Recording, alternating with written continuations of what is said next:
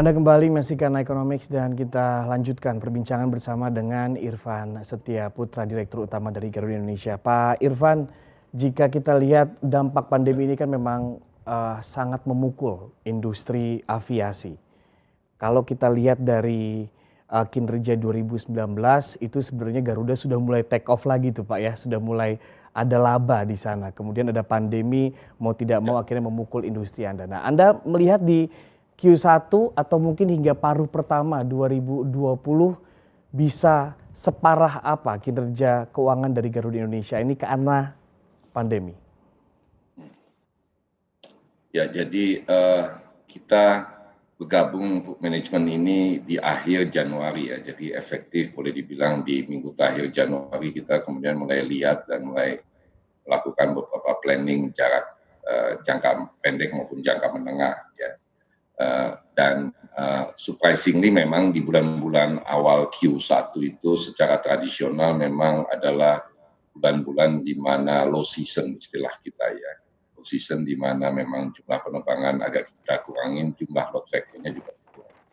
Namun demikian di akhir Q1 sebenarnya kita sudah mulai merasakan dampak dari pandemi ini walaupun belum terlalu kelihatan ya secara kasat mata, tetapi dari segi detailnya nanti pasti kita akan informasikan setelah kita informasikan ke OJK mengenai situasi Q1-nya.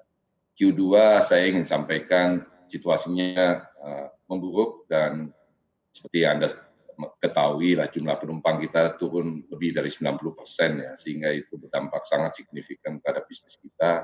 Sementara pada saat yang bersamaan kita belum bisa menurunkan atau banyak fixed cost kita yang kita tidak bisa turunkan dikaitkan dengan variabel income kita yang jauh menurun. Jadi kalau kita bandingkan net Q2 itu memang sangat memukul kita, khususnya kita lihat di bulan Mei kemarin di mana secara drastis sebenarnya penerbangan dan jumlah penumpang kita mencapai titik paling rendah dalam sejarah Garuda di 5 tahun terakhir ini. Oke, untuk efisiensi kan ini juga mau tidak mau harus dilakukan. Tadi Anda mengatakan bahwa masyarakat gitu ya, orang seluruh dunia ini akhirnya tidak memiliki rasa percaya diri untuk terbang karena adanya pandemi ini. Mau tidak mau akhirnya pendapatan dari Garuda turun sehingga mau tidak mau cost yang harus di-cut untuk menipiskan kerugian yang mau tidak mau memang harus dihadapi oleh Anda. Nah, apa efisiensi yang sudah Anda lakukan selama 3-4 bulan terakhir ini, Pak?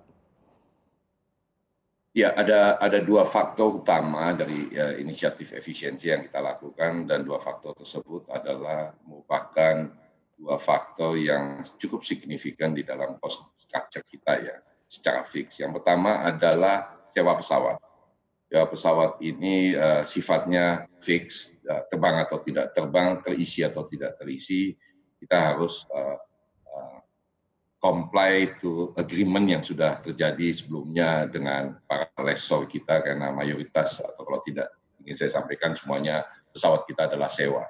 Sehingga yang kita lakukan selama 3 bulan, 4 bulan terakhir ini adalah melakukan renegosiasi dengan para lessor kita untuk bisa memperoleh penurunan secara signifikan dari harga sewa yang kemudian punya implikasi secara otomatis memperpanjang masa sewa dari pesawat-pesawat yang kita miliki hari ini. Itu yang pertama. Yang kedua tentu saja efisiensi dari overhead, efisiensi dari hal-hal lainnya yang sifatnya fix seperti juga karyawan dan juga hal-hal lainnya yang sifatnya rutin yang harus kita lakukan yang selama ini terjadi di operasi Garuda. Memang secara kesepakatan kita dengan Kementerian BUMN, kesepakatan kita juga dengan Serikat, kalau kita bicara soal karyawan cenderungannya adalah kemudian PHK atau tadi mungkin juga banyak orang yang selalu bilang PHK massal. Itu sebuah itu hal terakhir yang akan kita lakukan kalau memang tidak ada lagi hal lain yang bisa kita lakukan. Oke, tapi sudah dilakukan Pak PHK atau mungkin dirumahkan? Ya, jadi yang terjadi hari ini adalah kita berapa hal ya, dan ini tidak lagi rahasia umum. Yang kita lakukan adalah pertama kita minta beberapa teman-teman yang karena produksi kita menurun untuk dirumahkan, dan ini memang yang kita kenakan adalah teman-teman pekerja kontrak, yang dimana kita minta mereka dirumahkan dulu, nanti kalau kondisinya membaik, kontraknya kita akan pertimbangkan atau kita masukkan dalam perpanjangan kontrak. Artinya ketika masa kontraknya tinggal 4 bulan lagi, nanti begitu kita bisa terbang lagi, aktif lagi seperti biasa, kita akan tambahkan ke dalam jangka kontraknya tambahan 4 bulan. Itu sebagai satu contoh misalnya. Yang kedua, kita di sisi lain kita melakukan percepatan penyelesaian kontrak dengan tetap menjalankan kewajiban perusahaan terhadap para pegawai kontrak tersebut, yaitu kita selesaikan pembayarannya sampai akhir masa kontraknya. Yang ketiga adalah secara sukarela kita menawarkan kepada teman-teman untuk mengambil pensiun dini. Sukarela ya, sukarela. Tidak ada paksaan, memang ada banyak upaya-upaya bersama kita untuk melakukan program konsultasi, untuk memberikan kesempatan kepada teman-teman yang misalnya sudah lama sekali bekerja di sini, ingin melakukan sesuatu yang berbeda, dan misalnya ingin mau istirahat lebih dini, kita perkenankan untuk mengambil pensiun dini, tapi ini sifatnya semuanya sukarela, istilah bahasa kita voluntary. Jadi tidak ada paksaan, kalau Anda tidak bersedia, Anda masih pengen terus, monggo. Oke.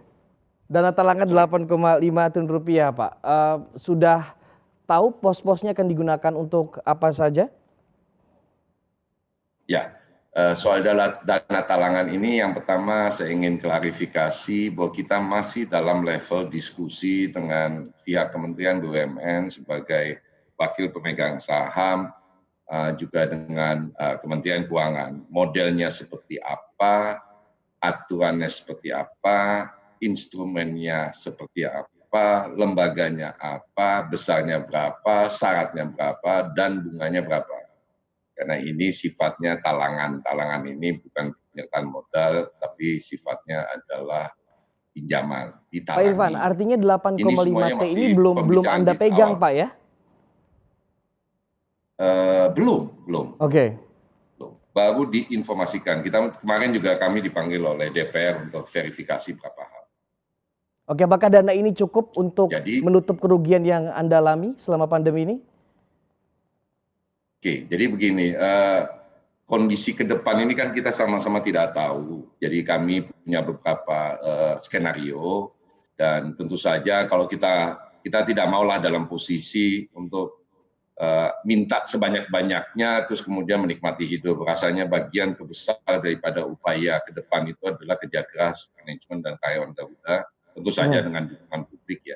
Jadi 8,5 ini kita harapkan bisa sedikit relaksasi kita dalam modal kerja kita ke depan dan beberapa kewajiban kita ke belakang yang harus kita penuhi.